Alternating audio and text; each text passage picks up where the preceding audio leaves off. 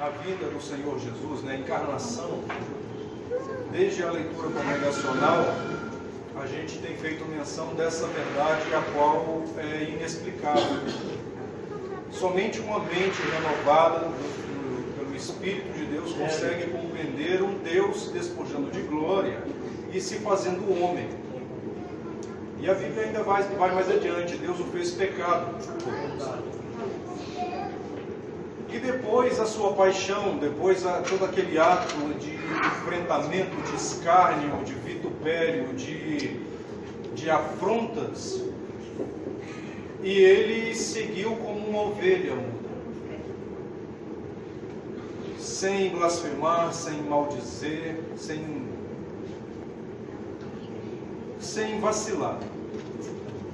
E enfrentou a morte de cruz, foi feito maldito, pendurado naquele Calvário. Então, uma das maiores verdades é o Deus se despojar de glória e depois Deus dar a sua própria vida em favor daqueles que por si mesmos não tinham condições alguma de fazer alguma coisa. Não tínhamos condições. Então ele enfrentou a morte. E ele diz: ninguém toma de mim. Ninguém tem esse poder para me matar. Eu a dou. E tenho o poder para reavê-la. E ele entregou.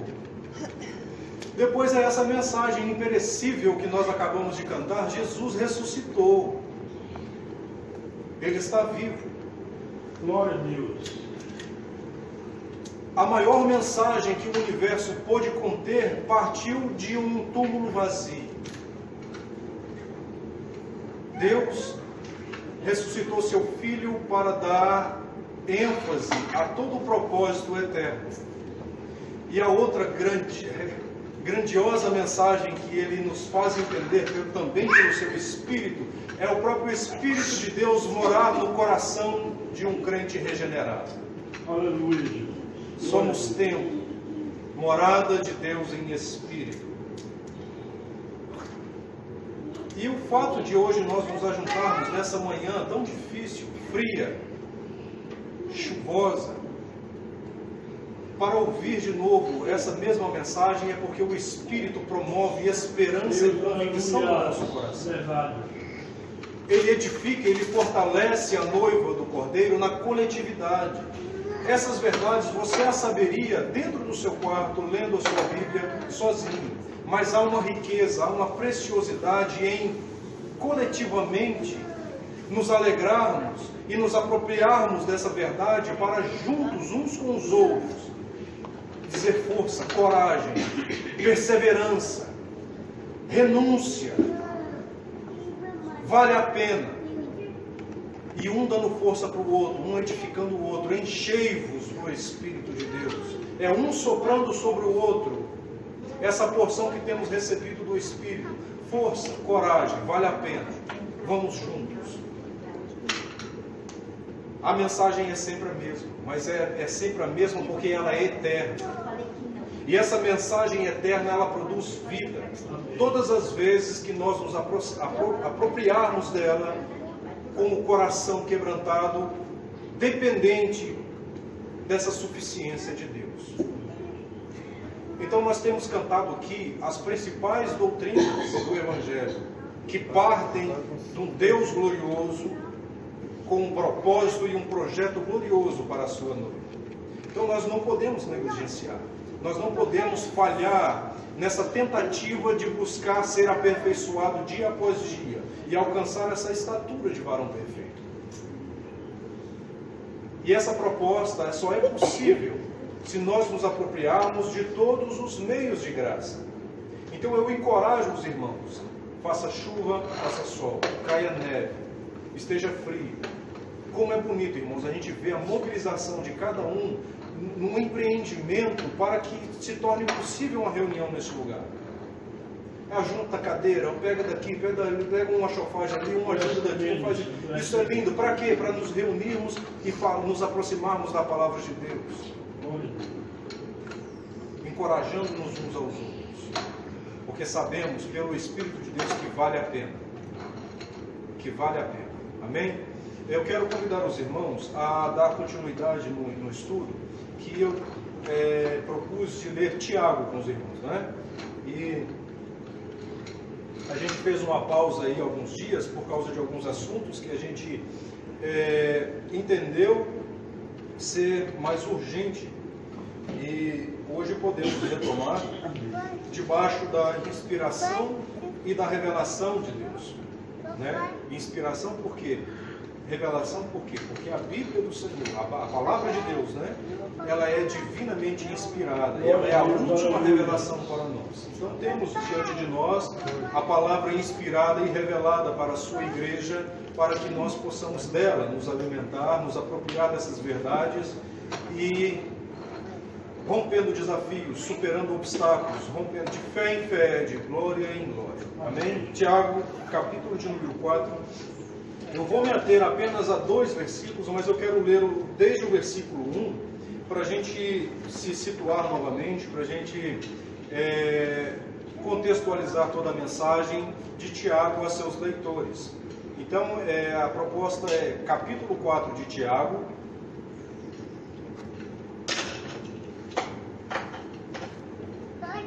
bem lá no finzinho. Todos encontraram? Show, Tony? Sim. Os irmãos atrás, todos acharam? Amém. Glória a Deus. Capítulo 4 de Tiago diz assim: De onde procedem guerras e contendas que há entre vós? De onde, senão dos prazeres que militam na vossa carne? Cobiçais e nada tendes, matais e invejais e nada podeis obter, viveis a lutar e a fazer guerras, nada tendes porque não pedis. Pedis e não recebeis porque pedis mal, para esbanjardes em vossos prazeres. Infiéis, não compreendeis que a amizade do mundo é inimiga de Deus? Aquele, pois, que quiser ser amigo do mundo, constitui-se inimigo de Deus. Ou supondes que em vão afirma a Escritura, é com ciúme que por nós anseia o Espírito que Ele fez habitar em nós? Antes, Ele dá maior graça, pelo que diz: Deus resiste aos soberbos, mas dá graça aos humildes. Sujeitai-vos, portanto, a Deus, mas resisti ao diabo e ele fugirá de vós. Chegai-vos a Deus, e ele se chegará a vós outros. Purificai as mãos, pecadores, e vós que sois de ânimo dobre, limpai o coração. Afligi-vos, lamentai e chorai. Converta-se o vosso riso em pranto e a vossa alegria em tristeza. Humilhai-vos na presença do Senhor e Ele vos exaltará. Irmãos, não faleis mal uns dos outros. Aquele que fala mal do irmão ou julga seu irmão, fala mal da lei e julga a lei. Ora, se julgas a lei, não és observador da lei, mas juiz. Um só é legislador e juiz, aquele que pode salvar e fazer perecer. Tu, porém, quem és que julga o próximo? Amém? Até aqui a palavra de Deus. A gente, como propôs, fazer um estudo sistemático em sermões expositivos, temos feito uma abordagem versículo por versículo. E na última oportunidade que tive, eu fui até o versículo de número 10. E a gente pôde expor dentro da nossa limitação, dentro da nossa pouca capacidade, algumas coisas, algumas verdades, da qual vale se inteirar, para não ser encontrado no mesmo perfil destes aqui denunciados. Tiago fala a seus leitores de uma maneira muito dura, de uma maneira muito áspera, de uma maneira muito severa, e ele mostra para nós princípios com os quais nós podemos destruir a comunhão da igreja, a comunhão de um ajuntamento, a comunhão de uma comunidade. E aqui, principalmente, no versículo de número 11 e 12, nós temos aqui como destruir a comunhão de uma comunidade. E ele não muda o tom. Pois perceba que aí no versículo de número 4, ele chama seus irmãos de infiéis. Ele diz: infiéis, não compreendeis que a amizade do mundo é inimizade contra Deus? No versículo agora de número 8, ele diz: pecadores, inconstantes, corações de ânimo dobre, corações sujos, porque ele diz: alimpai o vosso coração. E se ele está fazendo tal denúncia, é porque chegou a seu conhecimento que havia entre os irmãos, que ali estava tendo práticas típicas de corações sujos, de corações entenebrecidos, de corações obscurecidos com princípios mundanos. Porque Tiago ele já denunciou no versículo de número 4 que havia aqueles infiéis que estavam comunicando com princípios mundanos, estavam flertando, estavam fazendo amizade, pensando que poderiam sincronizar um estilo de vida secular, mundano, pagão, com o cristianismo. Eu creio que há um só Deus, eu creio que Jesus Cristo é o Filho de Deus. E lá no capítulo de número 2, ele diz: credes que há um só Deus, fazeis bem. Os demônios também têm o mesmo nível de fé que vocês, pois eles creem e estremecem. Perceba que Tiago ele está muito mais preocupado com a convicção de salvação do que trazer mensagens positivas, mensagens de autoajuda, de fazer com que o coração seja afagado, seja massageado com uma mensagenzinha doce. Mas antes ele está muito mais preocupado com a postura e o testemunho da igreja na sociedade, que deve ser uma expressão e uma extensão da nossa ortodoxia. Aquilo que cremos deve ser justificado com nossas obras. Então ele chama ao desafio, num dado momento, ele diz: mostra-me a tua fé, e eu, pelas minhas obras, eu vou mostrar a minha fé. Porque a fé sem obras, ela é o quê? Morta. Ela é inativa, ela é inoperante, não serve para nada. É o mesmo nível de fé dos demônios. Então ele conclama a seus leitores, a seus ouvintes, a ter em mente de que dizer que é crente exige justificativa na sua vida, nas suas obras, no seu dia a dia, nos seus negócios. Não existe parâmetros para a gente concordar que podemos fragmentar nossa vida, departamentalizar o sagrado. Aqui sou crente. No trabalho eu sou um operário que não tem nada a ver com a vida de crente. Na escola eu sou um estudante que não tem nada a ver com a minha vida cristã. Não. Tiago ele não mostra, ele não dá esse parâmetro para nós. Nós somos cristãos em todos os lugares, em todos os departamentos da sociedade no qual estamos inseridos. E a dificuldade da teologia pós-moderna é justamente essa, é fazer com que você tenha no seu guarda-roupa vários trajes. Hoje é dia de quê? Culto. Então minha roupa de crente está aqui. Pega, veste. Hoje é segunda-feira, dia de trabalho, então a roupa de crente puxa para cá, pega do cabide a roupa do trabalho. E essa roupa do trabalho é despojada de todos os princípios do Evangelho. Então aqui não tem nada a ver, lá não tem ninguém. Eu posso falar de qualquer jeito, eu posso ter uma postura de qualquer jeito. E nas minhas rodinhas de amigo eu posso falar de qualquer maneira, eu posso falar daquilo que me vier na cabeça. Porque aqui eu estou para trabalhar, na igreja eu estou para cultuar. Então ele vem denunciando isso, que a vida do cristão ela é perene, contínua, incessante. O apóstolo Paulo fala para a gente que nós devemos orar sem cessar, em todos os lugares, levantar mãos santas, ou seja, em todo o ambiente que você está inserido, você é o santo de Deus. E isso faz com que nós pratiquemos teologia de péssima qualidade na sociedade, se nós entendemos que nós podemos fragmentar nossa vida. Separar, não, eu tenho uma vida emocional, uma vida financeira, uma vida profissional, uma vida... Não existe isso.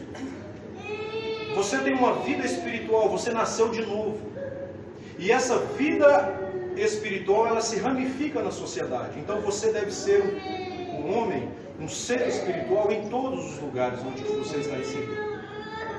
Então, depois de falar disso tudo, chamar seus irmãos de infiéis, de coração sujo, de pecadores, de inconstantes, ele vem no versículo de número 11 de forma imperativa, dizendo assim, olha, irmãos, não faleis mal uns dos outros. Aquele que fala mal do irmão ou julga seu irmão, fala mal da lei e julga a lei.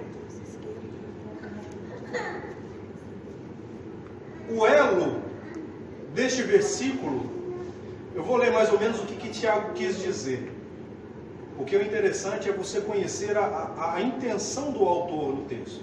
E o que ele está dizendo para nós é o seguinte, é o primeiro para seus leitores. Ele diz, irmãos, não andeis por aí fazendo o papel do diabo, fazendo o papel de Satanás, dando continuidade ao ministério do inimigo. É o que ele diz no versículo 11, porque o mesmo substantivo no original que ele usou no versículo 11, ele usa no versículo 7. Quem tem possibilidade de ter uma Bíblia com termos originais, vai perceber que diabolos, que aparece no versículo de número 7, ele aparece de novo no versículo de número 11, no original grego. E quando você lê, é justamente essa expressão que aparece. Então, irmãos, não andeis como diabolos. Ou seja, porque a expressão diabolos, ela tem essa conotação de difamador, de detrator, de destruir a fama e reputação de alguém. Então Tiago, quando ele diz não faleis mal uns dos outros, ele está dizendo justamente isso. Quem tem esse ministério, essa ocupação é o diabo, que nos ajuntamentos tem prazer e encontra deleite em destruir a reputação do irmão, e o faz muito bem. Então o que ele está dizendo, irmãos, quando vocês se juntarem, não façam isso. Porque se vocês estiverem fazendo isso, vocês estão cumprindo exatamente o papel do inimigo. Falando mal, é justamente aqui essa advertência que aparece no original. Porque difamar é justamente destruir fama. Não que tenhamos fama, mas a fama da etimologia também aborda essa questão de ter uma reputação. Você tem uma reputação. Aí de repente, por causa de alguma coisa que não agrada um, não agrada o outro, aí o indivíduo se inflama por causa disso, e em qualquer ambiente, em qualquer ajuntamento, ele não mede esforços, e às vezes tem deleite e prazer em destruir a reputação do irmão. Isso é papel do diabo, irmãos. Tiago, ele não passa a mão na cabeça de ninguém. Ele diz que não há conveniência na prática, na vida de alguém, que da boca dele possa sair aquilo que é doce e aquilo que é amargo. Ele faz uma pergunta e ele espera uma resposta que é óbvia. Irmãos, pode, por acaso, de uma mesma fonte jorrar aquilo que é doce e aquilo que é amargo? Ele já sabia a resposta, só que ele esperava a resposta de seus leitores. Absolutamente não. Então, se nossa boca, ela é agora, por sermos nova criatura, ser um instrumento para a edificação, aquilo que sair da nossa boca promove a edificação, conforme diz Paulo aos Efésios, quando ele diz da gente parar de mentir, da gente parar de falar dolosamente, de falar palavras, como que é a expressão que ele usa? Palavras torpes. palavras torpes. Não saia da vossa boca palavras torpes. E perceba, irmãos, que palavras torpes não é somente palavras de baixo calão. É palavra que entorpece, palavra que promove um estado de ebriedade. O que isso quer dizer? Quer dizer que eu, com uma frase, eu posso mudar o foco da sua fé. Você está andando de uma forma reta na senda gloriosa do Senhor, e de repente eu venho com uma frase, com uma palavra que vai te entorpecer de tal maneira que vai fazer você questionar este caminho de fé. Então, palavras torpes não é somente palavrão. É palavra que desvia o indivíduo do seu bom propósito. Aí ele diz, não saia da vossa boca palavras torpes. Antes, aquelas palavras que promovem edificação. Então nós não podemos emprestar a nossa vida como um instrumento para o inimigo, para destruir a reputação dos irmãos. Tiago, ele diz, não faleis mal uns dos outros. Não se preste a esse é serviço do inimigo, esse é serviço do diabo. E o problema, irmãos, é que nós somos lentos para perceber que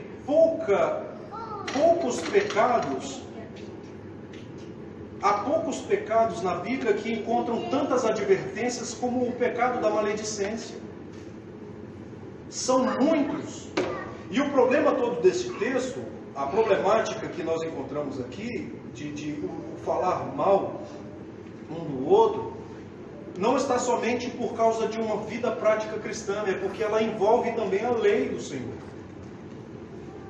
Ela envolve a lei santa. Desde o Antigo Testamento, Deus, ele já vem cuidando da koinonia, da comunhão dos santos. E ele já vem falando desde Levítico que não convinha que se andasse como mexeriqueiros no meio do povo. Nós vamos ler alguns textos do Antigo Testamento, para a gente se situar melhor. Abra comigo no Salmo, livro dos Salmos, capítulo, se entendemos por capítulo, né? O Salmo de número 101.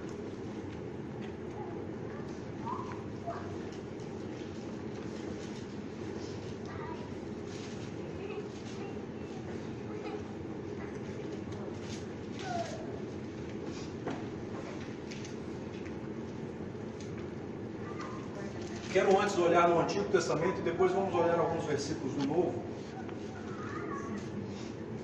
Salmo de número 101, versículo de número 5, Davi, ele diz o seguinte: ao que as ocultas calunia o próximo, a esse destruirei. O que tem olhar altivo e coração soberbo, não o suportarei. Ao que as ocultas, aí só o versículo número 5.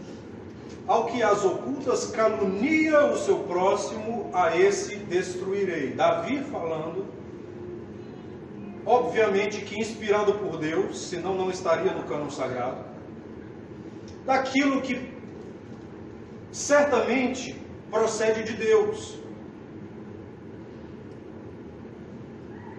E a informação que temos aqui, a abordagem que temos aqui, é que existia nos dias de Tiago grupos que se reuniam para caluniar, para difamar e em pequenos grupos fazer circular confidencialmente informações fragmentárias. O que é informação fragmentária? Meias verdades. Meias verdades envolvidas por um propósito maligno de destruir a reputação de alguém. Irmãos, isso é tão sério que é o seguinte: mesmo que você tenha razão naquilo que você vai dizer a respeito da reputação do irmão, o irmão falhou, fez uma besteira lá no trabalho, que ele foi desonesto lá. Mas mesmo que ele tenha sido desonesto, a nossa boca não deve prestar a esse serviço de num ajuntamento, em um grupo, da gente ficar falando daquilo que ele fez. Ele falhou, Então, se nós estivermos falando aqui a respeito de sua falha, é pecado se não houver propósito de correção do irmão e de que ele possa ser edificado e não mais caia nessa prática. Toda conversação a respeito de algo que é negativo na vida de irmão, ela é maligna se não houver propósito de conserto, de restauração, de edificação do próximo, mesmo que você tenha razão. E pior ainda é quando você calunia, quando você fala daquilo de uma experiência que você ouviu falar, e você, com prazer, você difunde isso, você espalha isso. Que papelão, que coisa feia. Então nós não podemos emprestar nossa vida como instrumento para esse tipo de serviço. Ao que calunia o próximo, as ocultas, a este destruirei, disse Davi. E Davi disse, inspirado por Deus. Então nós não podemos pensar contrário de que Deus, ele repreende e açoita a todos os seus filhos, e é justamente nessas práticas que nós percebemos a correção de Deus, porque Ele não faz acepção de pessoas. Não é porque somos filhos lavados, remidos, corações regenerados, que se a gente for achado numa prática perniciosa e maligna como essa, que Deus não vai nos corrigir. Não se engane. Mais um versículo do Antigo Testamento, Levítico, capítulo de número 16, capítulo 19.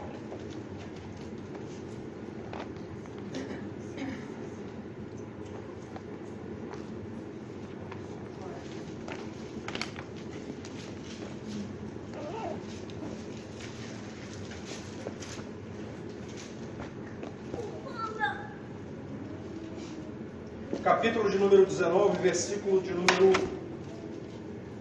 16. Não andarás como mexeriqueiro entre o teu povo, não atentarás contra a vida do teu próximo, eu sou o Senhor. Não aborrecerás teu irmão no teu íntimo, mas repreenderás o teu próximo e, por causa dele, não levarás sobre ti pecado. Amém? O que acontece aqui? Que é muito fácil e comum, diante de algumas circunstâncias que são controversas na nossa vida, da gente se irar, da gente ficar com raiva por causa de uma prática ou outra, e por causa dessa prática a gente sair espalhando o que aconteceu e elevar ao grau último um probleminha desse tamanhozinho. E a gente espalha isso com o maior prazer e deleite. No lugar disso, a Bíblia já no Antigo Testamento estava dizendo, olha, você não pode ficar aí como mexeriqueiro, espalhando toda essa confusão. Versículo 17, ele diz, olha, no seu íntimo não o aborrecerás. Antes, porém, resolve esse problema. Ele diz, repreenda o próximo. Para isso não se espalhar como um rastilho de pólvora, porque notícia ruim corre rápido mesmo, e a gente faz questão de propagar de uma forma bastante célere quando há um mau testemunho. Às vezes tudo que é virtude, tudo aquilo que é bom, que é boa obra do irmão, a gente não fala, a gente guarda, e agora quando dá uma vacilada, um escorregão, fulano errou, fulano vacilou, fulano etc. Então aí a gente sem papa na língua a gente vai e difunde, mas a Bíblia está dizendo no versículo 17, não aborrecerás teu irmão no teu íntimo, mas repreenderás o próximo e por causa dele não levarás sobre ti pecado. É que você pensa que ele está em falta, mas você com sua obra andando como mexeriqueiro, espalhando esse mau testemunho, você está vestindo sobre si uma capa de pecado muito maior. Como um atalaia de más notícias. Aquele que toca a trombeta justamente porque alguém falha.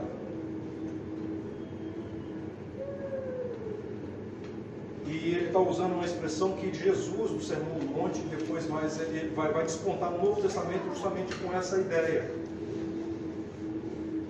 De que ouvistes o que foi dito, não matarás, eu porém vos digo.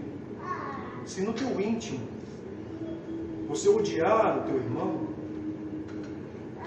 você nutrir no seu coração algum sentimento ruim, você já o tem matado. Você já assassinou ele. No seu coração, no íntimo. Não precisa você pegar em faca, pegar em armas. Não. Se você no teu íntimo nutrir esse tipo de sentimento, você já está em pecado. Então a Bíblia já no Antigo Testamento dizia, repreende, resolve,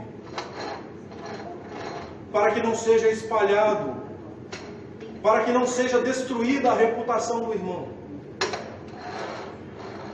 Lute contra isso. Versículos 28 do capítulo 16 de Provérbios. Olha que interessante.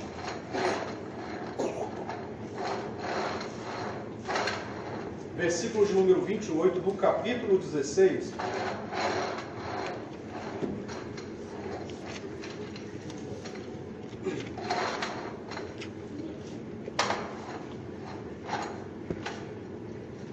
A importância da resolução do problema. Aquilo que surgiu de mal no meio da comunidade. Versículo 28 do capítulo 16, o texto sagrado diz assim: o homem perverso espalha contendas, e o difamador separa os maiores amigos. É o resultado de se espalhar contenda, de falar mal de um para o outro e do outro para um, de não fazer cessar essa porção de veneno no meio da coletividade,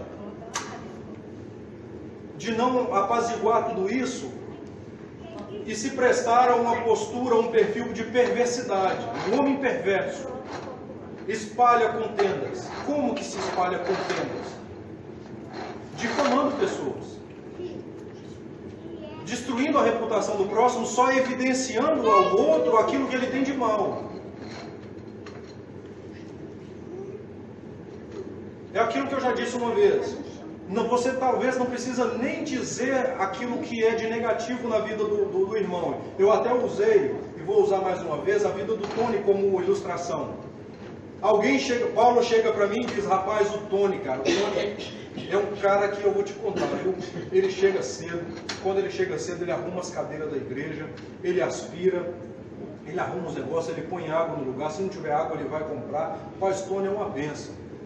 Isso ele dizendo todo bem do Tony para mim. Aí eu pego e falo: não, o Tony é tudo isso, rapaz, mas... Aí Paulo: que mais o quê? Não, nada não, deixa para lá. O que eu acabei de fazer? Tudo aquilo que Tony estava construindo de bom no coração de Paulo foi destruído por mim somente com mas. Um ponto de interrogação. Faz Paulo agora não olhar mais para Tony como uma bênção, que chega e faz as coisas de bem. Mas porque eu falei mais, aí ele começa a observar Tony, buscando em Tony aquilo que tem de mal. Porque o Alceí disse, não, ele é tudo isso, mas... e fez isso com um tom assim meio depreciativo. Aí eu começo a olhar Tony, buscando em Tony defeitos. E como ninguém é perfeito, uma hora ou outra o Paulo vai encontrar um defeito. E de repente encontra um negócio que não tem nada a ver. Aí um dia Paulo chega em mim e diz: rapaz, você tinha razão. Tony, ele é uma bênção mesmo em algum aspecto, mas eu vi isso nele, tal. E aí pronto, começa um disse, começa um negócio que Tiago está denunciando e condenando, dizendo: não façam isso, porque isso é papel do demônio. Isso é papel do diabo. A gente não deve emprestar a nossa boca para fazer tal coisa. Isso é obra de Satanás, que difama os santos do Senhor dia e noite, que destrói a reputação dos santos e joga o pecado e os defeitos na face dele todos os dias. Para isso, irmão, já tem Satanás e chega. Basta. Que ele chega nos acusando dia e noite, e nós, pela misericórdia de Deus, temos o Espírito do Senhor que afaga o nosso coração e diz: você é agora justificado pelo sangue de Jesus Cristo, não temas acusações do diabo. Então nós não podemos nos prestar a isso. Capítulo de número 17 ainda de Provérbios, no versículo 9, diz assim: o que encobre a transgressão adquire amor, mas o que traz o assunto à baila separa os maiores amigos. É o fato de não haver perdão genuíno, de que a causa não foi plenamente solucionada. Então a transgressão, uma outrora coberta por alguém, ela produziu amor, produziu afeto, afeição natural. Mas aí chega aquele que pega o assunto que já tinha sido enterrado e traz ele de novo à tona. E quando isso acontece, irmãos, faz com que a gente reviva novamente o mesmo sentimento de quando aconteceu a circunstância ruim. Então, o ato de trazer um assunto à baila, um assunto de transgressão, faz com que se separe os maiores amigos. E isso é sério, porque a Bíblia também, em Provérbios, no capítulo de número 6, lista para nós 6 coisas que Deus aborrece. E a 7ª coisa Deus abomina. E o que é que Deus abomina em 7º lugar? Aquele que semeia contendas entre os irmãos. E o ato de falar mal, de difamar, de destruir a reputação do próximo com prazer, com informações fragmentadas, meias verdades, e sobretudo, na ausência do acusado, sem dar a ele possibilidade de defesa, possibilidade de retratação, de pedido de desculpas. Nós, por vezes, agimos pior do que os pagãos, porque havia um costume em Roma de que não se condenava alguém sem que o acusado estivesse na presença para apresentar sua defesa. Atos dos Apóstolos retrata isso. Exato. Mas mesmo assim é representado. O advogado, ele manda um representante. Às vezes, quando tem uma causa, ele não pode ir, ou ele, por alguma causa maior, porque não está com vontade dele, ele tem que mandar um representante. Então, o sistema mundano, o sistema dos ímpios, por vezes funciona aparentemente de forma melhor do que no seio do ajuntamento cristão. Porque nós não estamos nos apropriando dessas verdades e com lentidão estarrecedora. Nós não estamos nos apropriando dessa seriedade, de que poucos pecados há na Bíblia que aparecem com tanta advertência. São muitas advertências. Porque é o mesmo pecado. Agora vamos para o Novo Testamento. Pedro, na sua epístola, no capítulo 2, a primeira epístola de Pedro,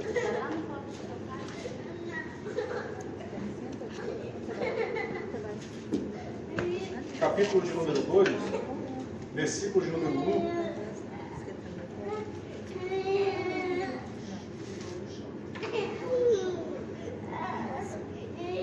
Despojando-vos, portanto, de toda a maldade, e dolo, de hipocrisia e invejas, e de toda sorte de maledicências. Pedro, ele vem com a mesma advertência universal, de que maledicência, por vezes, ela é fruto da inveja enraizada no coração de alguém. É justamente por causa do sentimento controverso do meu coração, de não me sentir bem com a alegria do próximo, porque inveja é isso, irmão. Inveja não é querer aquilo que o irmão tem, é o estar com raiva por causa de que o irmão está alegre por ter aquilo que tem. Porque eu querer aquilo que o outro tem, por vezes pode ter uma conotação de cobiça, é outro pecado. Ou por causa de bom gosto. Olha, Tony comprou um carro, rapaz, eu quero comprar um carro igual a esse. Você vai ficar chateado, Tony, se eu comprar um carro igual ao seu? Não vai. Porque afinal de contas está aí para vender. Mas isso, quando muito, dependendo da natureza do meu coração, pode ser um pecado de cobiça. Eu quero ter, talvez não é nem ter igual, eu quero ter o dele. Eu não posso cobiçar a mulher do próximo, não posso cobiçar aquilo que é do próximo. O pecado da cobiça está aí, mas a inveja é justamente isso. é eu estar enfurecido porque Tony está muito alegre com o carro que tem. E eu não queria que ele tivesse esse carro, porque esse carro promoveu muita alegria no coração dele. Eu não estou gostando disso. Então, às vezes, por causa dessa inveja, eu começo a maldizer. E Pedro manda a gente despojar de toda essa sorte de maldade, de hipocrisia, de dolo, de maledicência. E Tiago, ele vem justamente com essa ideia. Ele pede a seus leitores que ponham fim a essa prática perversa, ou estarão com isso destruindo a comunhão dos santos. A comunhão da igreja, a comunhão da comunidade está em xeque se houver grupinhos que se reúnem às escondidas para ficar falando mal, para ficar maldizendo e impedindo às vezes possibilidades de novos relacionamentos, porque por vezes pode chegar alguém que está num ambiente novo, aí alguém já pega ele, leva para o canto e fala, não aproxima de fulano, não aproxima de Beltrano, porque eles são terríveis. Aí eu impeço o meu próximo de construir a sua própria experiência com ele, por causa da minha experiência com o indivíduo. Então eu não tenho um bom relacionamento com o Jaldo. Eu e o Jaldo a gente não presta junto. Aí chega alguém novo aqui na igreja e eu vou logo, já vou pegar ele. Rapaz, aqui todo mundo aqui pra cá, todo mundo, beleza, mas ali não chega perto não. Mas por que não, rapaz? Eu não, como diz lá fora, meu santo não cruzou com dele. Não demos certo.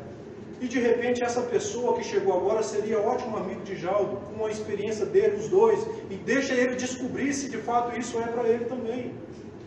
A gente não pode impedir relacionamento, nós não podemos separar amigos, nós não podemos nos prestar ao ministério difamador de Satanás.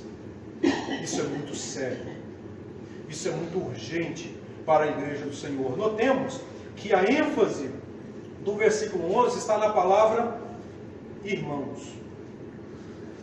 Apesar de usar um tom severo, áspero, duro com a igreja, ele fala várias vezes, aí voltamos a Tiago, capítulo 4, e diz, irmãos, não faleis mal uns dos outros. Aquele que fala mal do irmão, ou julga seu irmão, fala mal da lei e julga a lei. Ora, se julgas a lei, não és observador da lei, mas juiz.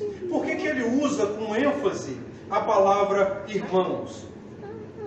Porque ela denota para nós, ela vem carregada desse sentimento de relação íntima, de intimidade, de alguém que vem lá do norte do Brasil e de repente pode chamar de alguém de irmão que vem lá do sul. Porque o que nos une é uma obra imarcessível que foi começada por Jesus na eternidade para que fosse possível existir na terra algo que nós pudéssemos chamar família de Deus. Família de Deus. Irmãos uns dos outros, com um só Pai. Isso é muito sério, irmãos. Então Tiago, percebam que ele, a despeito de ter um assunto tão sério a tratar, ele não perde de vista quem são essas pessoas a quem lhe interessa a carta. Ele diz, meus irmãos, porque há uma urgência em construir uma boa doutrina teológica dentro do ajuntamento, para que o mundo conheça essa comunidade por causa da obra, primeiro, que Cristo fez e promoveu na horizontal um relacionamento de intimidade, onde podemos chamar uns aos outros de irmãos. Então, tal comportamento nada mais é do que a manifestação de um espírito mundano. E não é pesado falar disso, porque Tiago mesmo está dizendo, aquele que quiser ser amigo do mundo, constitui-se inimigo de Deus. Então tal prática de difamar, de destruir a reputação, de maldizer, é fruto de alguém que está com um espírito mundano ou tentando combinar os dois, vida espiritual com Deus e vida espiritual com o mundo, onde o mundo está sob a influência do maligno, e quando a gente flerta com o mundo, nós nos tornamos alvos fáceis da tentação do diabo. Por isso ele diz lá atrás: sujeitai-vos, pois, a Deus, resisti o diabo e ele fugirá de vós. Então, por sua própria vontade e força, você não consegue resistir ao diabo. Nessa tentativa você vai fracassar todas as vezes. Antes, porém, em se sujeitando a Deus, se submetendo aos ensinos da palavra de Deus, nós conseguimos ter discernimento do bem e do mal. E todas as vezes que surgir tal ocasião, você diz: irmão, por que nós estamos falando isso? Não é conveniente a gente falar tal coisa. O irmão não está aqui para se defender. Ou há um propósito de restauração na vida do irmão, então vamos conversar a respeito disso. Depois vamos chamar os irmãos com o caso de disciplina. Não é assim que acontece? O irmão foi achado em falta, amém, então vamos falar disso aqui. Mas urgente, para isso não se espalhar de uma forma maligna, vamos chamar e vamos conversar com o espírito de mansidão, conduzindo ele, para que haja restauração, para que haja reestruturação na doutrina bíblica. Este é o propósito. Porque nós, quando nos prestamos a isso, nós estamos concorrendo com o maligno. E há quem encontre prazer e deleite nessas práticas. E é pelo fruto que a gente conhece a árvore.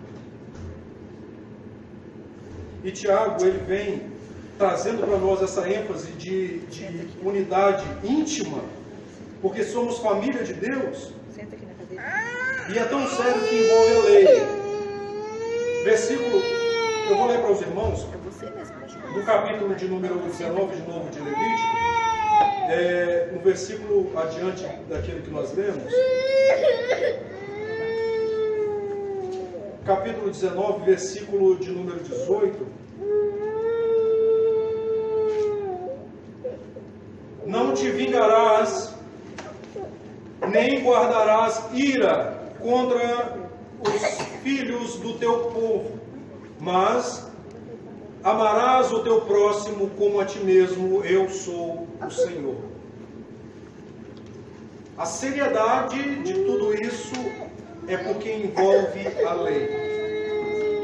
E quem pratica tal obra testifica a manifestação de um espírito mundano, porque o espírito mundano não ama o próximo como a si mesmo. Então, amarás o teu próximo como a ti mesmo. Eu sou o Senhor. É uma lei, é um imperativo. Então, quem ama não mata, quem ama não cobiça, quem ama não mente ao próximo, quem ama não rouba o próximo, quem ama não difama, quem ama não destrói reputação, quem ama não maldiz. Então, quando eu estou julgando, e esse julgamento aqui não é a mesma conotação dos outros julgamentos que aparecem na Bíblia, no Novo Testamento sobretudo, mas é um julgamento condenatório com base em calúnias, com base em uma informação, uma meia-verdade que surge e você julga. Aí a Bíblia está dizendo: aquele que fala mal do irmão ou julga seu irmão, fala mal da lei e julga a lei. Então você está se colocando acima do legislador, não concordando com a lei que diz: ama o teu próximo como a ti mesmo. Ama o teu próximo como a ti mesmo. João, capítulo de número 13, versículo de número 34, onde Jesus dá uma lição de humildade, um texto muito conhecido. Em falando de mandamento, ele diz: novo mandamento vos dou, que vos ameis uns aos outros. Alguém poderia interromper Jesus e dizer: mas isso não é novo não, Jesus. Esse mandamento já existe. Novo mandamento, que vos ameis uns aos outros. Lá em Levítico, já está escrito isso, Senhor. Amarás o teu próximo como a ti mesmo. E Jesus, talvez pedindo silêncio, espera aí, eu estou dando um novo mandamento. Amarás o teu próximo, ou que vos ameis uns aos outros, assim. Assim como, Senhor? Como eu vos amei. E aqui ganha um grau de seriedade, de importância inenarrável.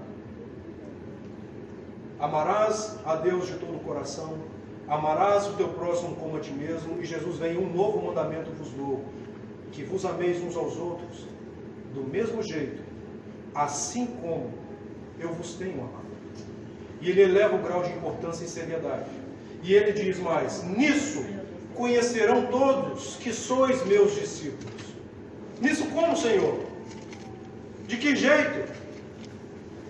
Quando vos amardes uns aos outros. E como? Do mesmo jeito. Assim como eu vos amei. E o apóstolo Paulo, em outro texto, ele se apropria dessa mesma verdade, dizendo, deixa eu ver se a gente pode ler, Romanos capítulo 13. Deixa eu ver se eu lembro o versículo.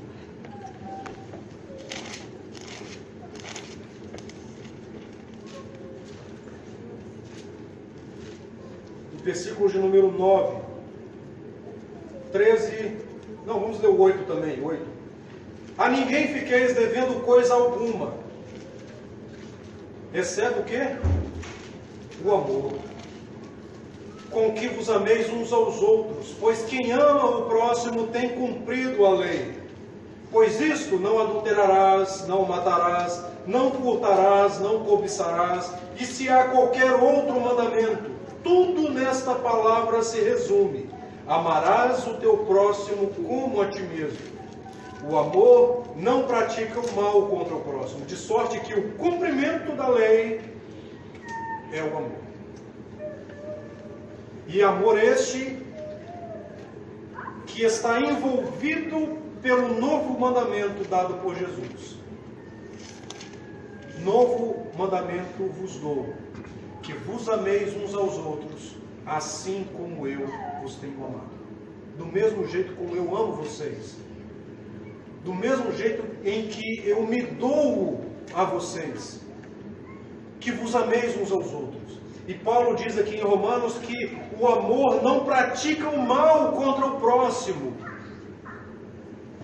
Não fala mal contra o próximo. Não difama, não destrói reputação. Não se presta ao ministério de Satanás. Primeira epístola de João, e aqui eu caminho para concluir, capítulo de número 3.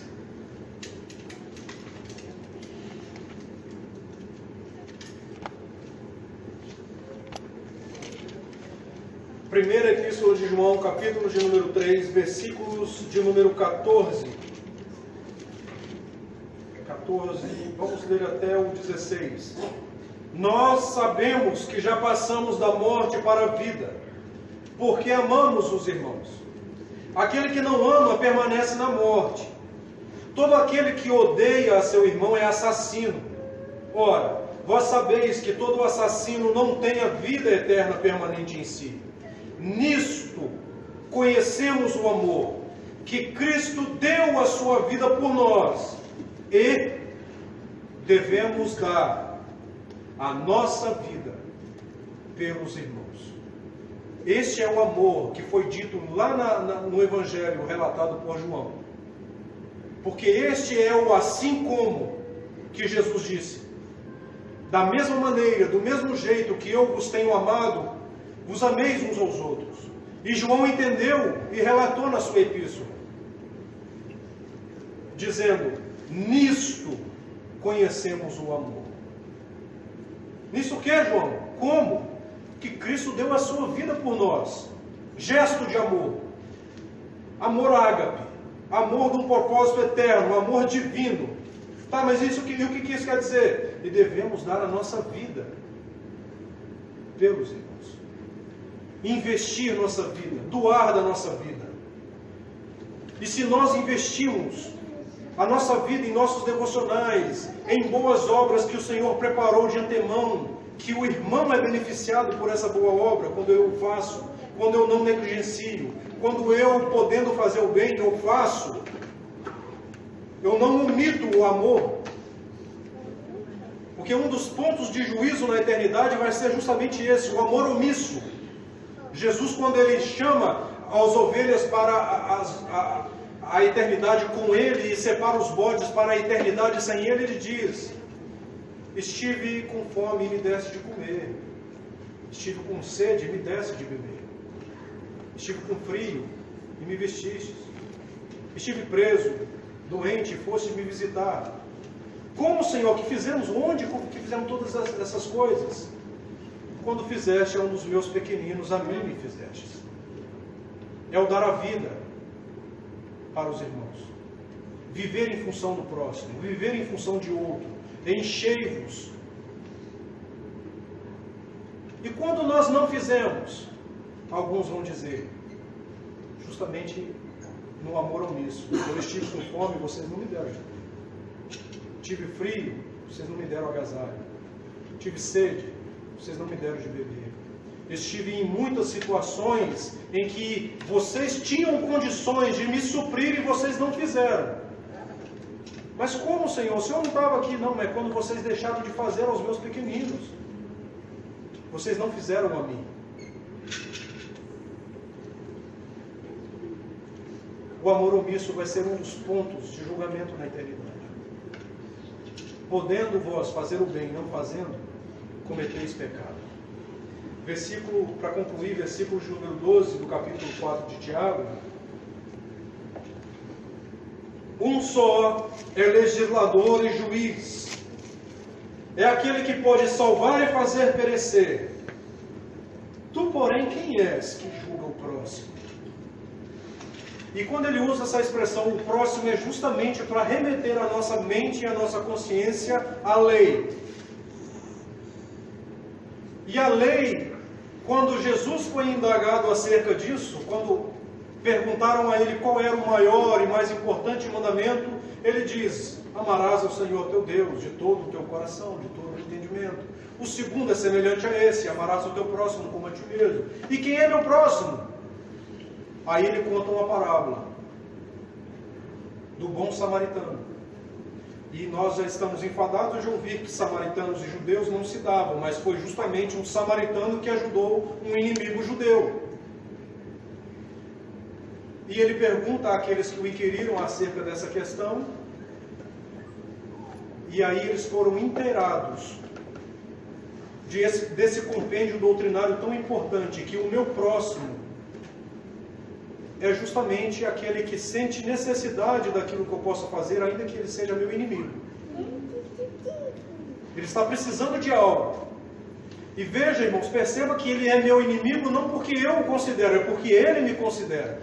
Porque nós não somos chamados para ser, nem para nutrir inimizade com ninguém, nem para desenvolver inimizade com ninguém. O apóstolo Paulo ensina: no que depender de vós, tende paz com todos os homens.